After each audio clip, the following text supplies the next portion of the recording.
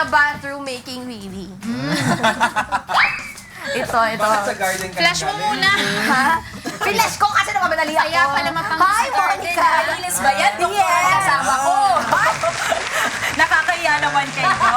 Eto guys, papakilala ko yung ating kasamang doctor ngayon, si Dr. Romeo Labao Jr. Isa siyang pulmonologist. At syempre, dahil pulmonologist nga si Doc, about TB ang ating pag-usapan. So Doc, sit down po tayo dito sa aming Thank you. sofa. Morning. Mamaya mag-join tayo sa kanilang Television, ha? breakfast. Alright. So si Doc, papakilala ko lang, medyo busy-busy kasing tao to si Doc, ang daming ginagawa pala, no? Si Doc ay isa po siyang doctor nga sa St. Luke's Medical Center and also Diplomat and Fellow Philippine College of Physicians, Diplomat and Fellow Philippine College of Chest Physicians, Active Consultant ng Pulmonary Medicine St. Luke's Medical Center, and Visiting Consultant ng Lung Center of the Philippines. Napakarami mo palang ginagawa, Doc, ano? But of course, tulad nga na sinabi natin kanina, pag-uusapan natin ay this is very common dito sa Philippines, ang sakit na tuberculosis o mas known as TB, no, Doc? So, Doc, kumusta ang statistics ng TB sa bansa natin? Yung number of patients na meron tayo ngayon? Meron tayong tinatawag na prevalence study na ginawa noong 2012. Sabi, ang tuberculosis daw nasa 460 patients ng Pilipino for every 100,000 ay meron tuberculosis. Kaya kung 100 million tayo, roughly 500,000 ng Pilipino ay may tuberculosis. Pero ang maganda naman nun, kahit papano, comparing nung 20 years ago, mas mababa ng konti ang census. Dati kasi... Na 80s to, Doc, no? Yes, mga nasa 1,000 per 100,000 individuals infected with tuberculosis.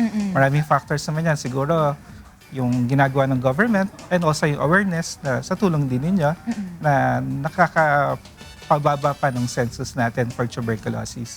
I remember nga, Doc, nakwento sa akin ng mommy ko back in the 80s nga raw, parang napakaraming Pilipino. Yung TB nga daw, parang one of the deadliest na sakit back then. Yes, But at least now, tulad nga na na-mention mo, better na yung status ng mga TB patients natin. Doc, normally ba saan nakukuha ang TB? Ang TB, isang nakakawang sakit na nakukuha sa transmission ng isang bakterya. Tawag natin doon yung Mycobacterium tuberculosis na nakukuha sa hangin galing sa isang taong merong tuberculosis na umubo, umatching, o dumara ng plema at nalanghap ng kasama niya, pwede silang magkaroon ng tuberculosis dahil doon.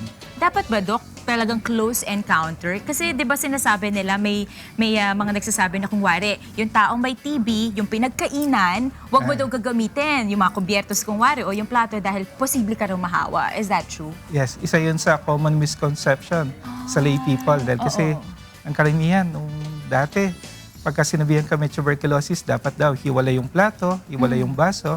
Pero napatunayan naman sa pag-aaral, hindi doon nakukuha yung tuberculosis, kundi sa hangin.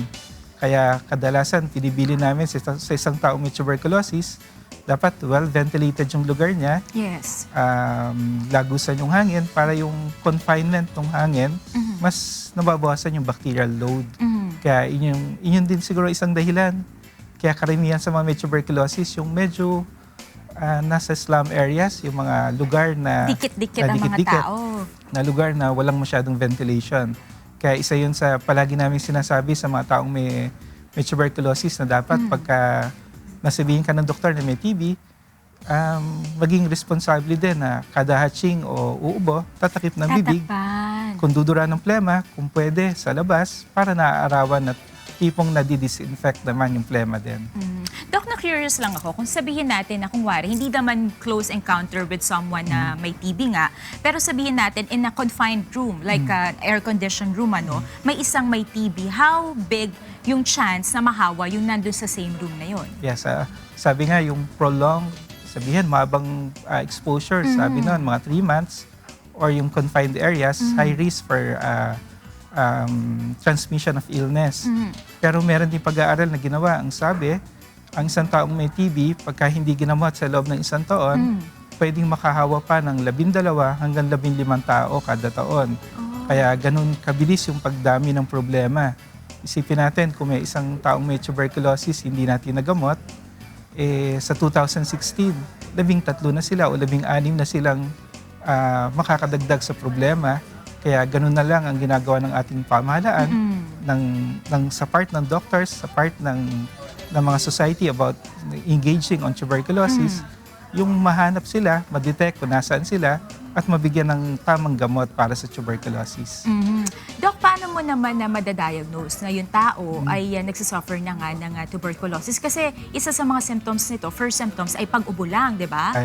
So how do you diagnose na hindi lang to simple ubo, kundi TB na? Kadalasan ang sinasabi, basta 2 linggo tayong inubo, sususpecha na baka may tuberculosis. Kaya kahit nga sa mga remote areas, nag-train ang ating pamahalaan ng mga taong pwede mag-testing ng plema nila. Kaya pagka tumagal na ng 2 weeks ang ubo ng isang tao, pwede na magpunta sila sa health center para i-testing ang plema. Hindi natin kailangan na magpunta sa isang urban area para magawa yon. Pwedeng gawin yon sa mga remote areas dahil kasi maraming tao trained para doon. Bukod doon, siguro yung pagtingin din sa x-ray at pagtingin sa mga simptomas. Minsan, hindi lang ubo. Minsan, kahit nga walang symptom, kung exposed ka sa isang taong may tuberculosis, pwede ka rin magka-TB. Pwede meron ka na pala. Ano yun, Doc? Parang nahuli lang yung manifestation ng symptoms. Nakakatawa nga, merong pag-aaral na ginawa. Ilan ba sa mga may TB ang walang symptom? Lumabas, ang taas nila, nasa 35% na diagnosed sa may TB, pero walang symptom. Maraming kadahilanan yon. Ang isa doon, siguro yung parang denial ng isang tao na sabihan, wala ako niyan, di ba? Parang yung stigma sa Pilipino, ayaw natin na may TB. Kaya minsan yung iba, ayaw sabihin na may symptom na sila. Pero pwede pa rin mangyari na magkaroon ng tuberculosis ang isang tao nang halos walang simptomas. So I guess parang it's safe to say na kung wari ay meron kang close encounter with someone na may TB nga or feeling mo ay na-confine ka sa isang room na merong TB patient, it's safe to say na dapat magpa-check up agad, Doc, no? Kahit wala ka pang symptoms. Yes. Unang-una, pagka meron tayong nakita na sabihin natin, high risk na exposure. May kasama siya sa bahay, may kasama sa opisina na may TB, maganda magpakonsulta na. Kung wala ka namang exposure, tapos nagkaroon ka ng ubo na mahigit 2 linggo, maganda magpunta na sa doktor o kaya sa pinakamalapit na health center para matulungan na. Doc, may tanong lang po ako. Gaano po ba kataas yung percentage ng nagkakaroon ng tuberculosis dahil po dun sa second-hand smoking? Kasi may makilala akong ganun hindi naman siya, bigla siya nagkaroon ng tuberculosis, ayun daw ang cause. Kasi ang tandaan natin, ang TB, ang sanhi, yung bacteria. Pagka wala yung bacteria, hindi siya pwede magkaroon ng tuberculosis. Pero ang mahirap sa nagsisigarilyo, maraming pwedeng mangyari. Pwede siya magkaroon ng ibang sakit, pwedeng humina ang resistensya at magkaroon ng tuberculosis. Dahil humina yung resistensya niya, kaya siya nagkaroon ng tuberculosis. Hindi dahil sa Hindi dahil sa sigarilyo mismo.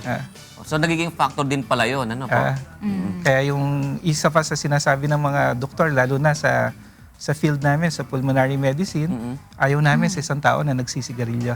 Tama po. Kasi marami kang mapiprevent na illness kung ititigil yan. Doc, di ba back in the 80s, parang hindi pa yata treatable itong TB? Parang pag nagka-TB ka dati, parang wala ka ng pag-asa. Parang it's only a matter parang of 6 months time. mas maiksi pa. Kaya yun pa, pwede yung na. stigma natin doon. Pero ang pinaka-correct na, nung 30s, 40s, 50s, ang hirap gamutin. Pero mula nung 1950s, 1960s, nagsimula na. Nag-start. Unti-unti nang lumabas yung mga gamot.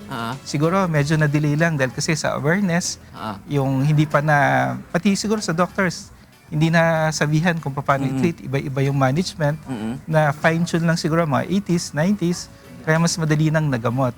Doc, mas tumapang po ba ngayon sa panahon natin ito yung gamot para sa tuberculosis? Ang ano nga dyan kung ano yung gamot na ginamit ng 1960s, yun pa rin. Yun pa rin. Yung first line. Ibig sabihin, nagkaroon lang talaga ng magandang management sa pag-ano. Kaso lang, ang problema, merong tumatapang na tuberculosis. Yung tawag natin, yung resistant TB. Yun naman ang isang nagiging problema natin pang Parang nag-mutate yung virus. Kumbaga, yung dating madaling gamutin, nung gamot na binibigay, nagiging resistant sila. Kaya yun yung isang challenge na sa health professionals kung paano sila makokontrol. Bukod pa doon, yung di ba, yung nabanggit natin, yung sa mga balita, yung pagdami ng HIV, isang rason, kaya dumadami yung kaso rin ng tuberculosis. Dahil humihina rin yung Dahil sa hina immune system naman po. Doc, paano ba tinitreat itong TB and gaano katagal inaabot? Yun ang kadalasan namin tanong na nakukuha sa isang pasyente dahil kasi yung mga magtatrabaho na mag-a-apply, yun agad ang concern. Kadalasan ang gamutan yan, fixed 6 na buwan. 6 months. Yes, first 2 months maraming gamot, yung succeeding 4 months mas kukonti. Pero medyo marami yung tableta dahil kasi hindi kaya ng isang gamot lang ang tuberculosis. 3 hanggang 4 na iba-ibang gamot ang binibigay para sa TB. Kaya ganun ka, yun din ang tingin ko naging dahilan kaya nagkakaroon ng resurgence ng resistance. Kasi marami sa atin na hindi umiinom ng 6 na buwan. Marami na, ang dami naman, ang laki naman ng tablet. Shortcut. Di ba dati meron, anong araw pa kami, mga commercial pa sa TV na tinitipid yung gamot niya Oo. sa tuberculosis, hinahati-hati dahil nga sa panggastos niya parang kukulangin siya. Typical sa Pilipino, matipid. Hindi nila alam, sa pagtitipid, lalong napapahamak. Pero ano naman, tinutugunan din ng ating pamahalaan kasama ang World Health para dyan. Meron tayong tawag na programa, yung TB-DOTS o DOTS program. Parang ibig sabihin ng DOTS, Directly Observed Treatment Short Course. Ibig sabihin, ang gobyerno, pwede kang suplayan ng gamot.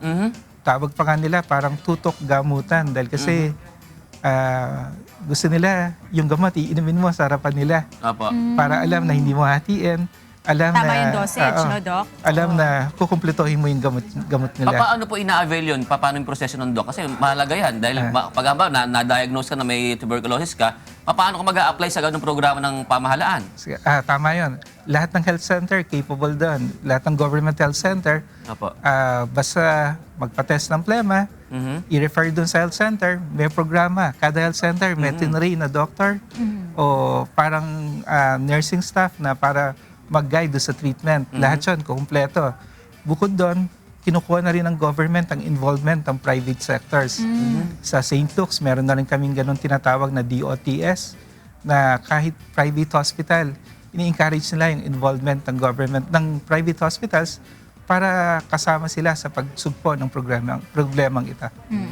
Ayan, and Kuya June, this month actually is tinatawag natin Tuberculosis Awareness Month. Tama ba, Doc? Ayan. So I think marami po kayong mga programa na gagawin this month. Ano po itong mga to? Maraming ospital, iba-ibang programa, lalo na itong buong buwan na to. Ang tawag natin nga, TB Awareness Month, pati dito sa Quezon City, para sa pag-commemorate din sa birthday ng dating presidenteng Quezon, kasama sa TB Awareness Month yun. Ba si Presidente Quezon dati nagkaroon ng tuberculosis? Yun. Yes. Dahil kasi nung time na yon, yung sinabi natin kanina, hindi pa curable ang tuberculosis. Back then.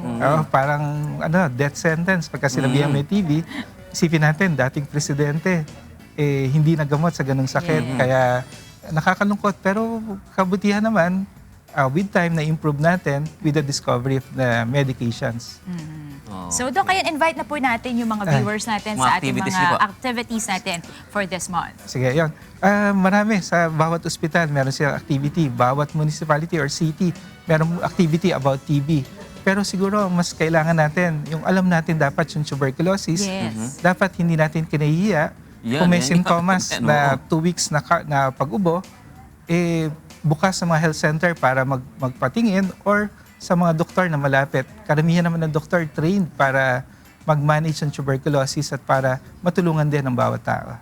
Tama. Para sa lahat, tulong-tulong na mapababa pa natin ang incidence ng tuberculosis sa ating bansa at isang sakit na mawala, malaking bagay sa atin.